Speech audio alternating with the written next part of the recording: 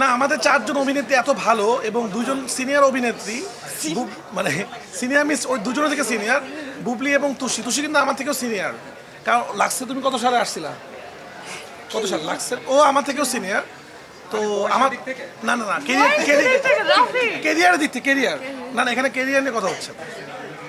career দিক থেকে তো ওরা আমাদের সিনিয়র বুবলি হয়তো সিনিয়র না কিন্তু ওরা আসলে মানে এখনো এমনও দিন গেছে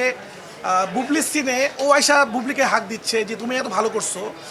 আবার বুবলি ওকে চেয়ার আপ করতেছে তো এইটা হয়েছে আমাদের শুটিং এরকম হয় নাই চিজি আইসক্রিমের সাথে ভেলভেটি কেকের মিশ্রণে পোলার রেড ভেলভেট আইসক্রিম মন ভালো থাক যে আচ্ছা এতগুলো নায়িকা যেমন আমাদের সিনেমাটা কিন্তু এরকম না যে সবাই সমান সমান এভাবে সিনেমা হয় না কিন্তু যে সবাই সমান সমান সিনেমা গল্পের মতো এগিয়ে গিয়েছে আসলে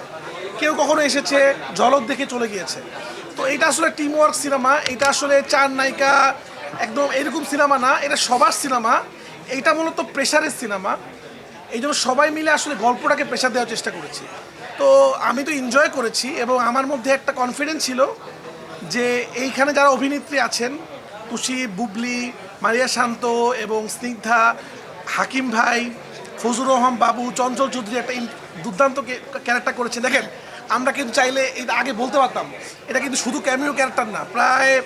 15-20 মিনিট উনি থাকে সিনেমাতে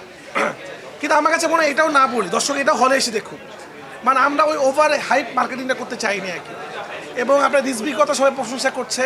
নতুন একটা ছেলে আরও দুজন ছেলে আমরা উপহার দিয়েছি ওরা অন্য হলে গিয়েছে কারণ আমাদের আজকে সবগুলো হল হাউসফুল তো তা আমরা চিন্তা করলাম আমরা এখানে আসি স্নিগ্ধা মারিয়ারা গেছে এসকে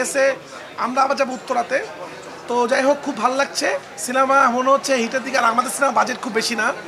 দেশের ভিতরে শুটিং করেছি খুবই সুন্দর করে শুটিং করার চেষ্টা করেছি তো আলহামদুলিল্লাহ ভালো লাগছে দর্শক পছন্দ করছে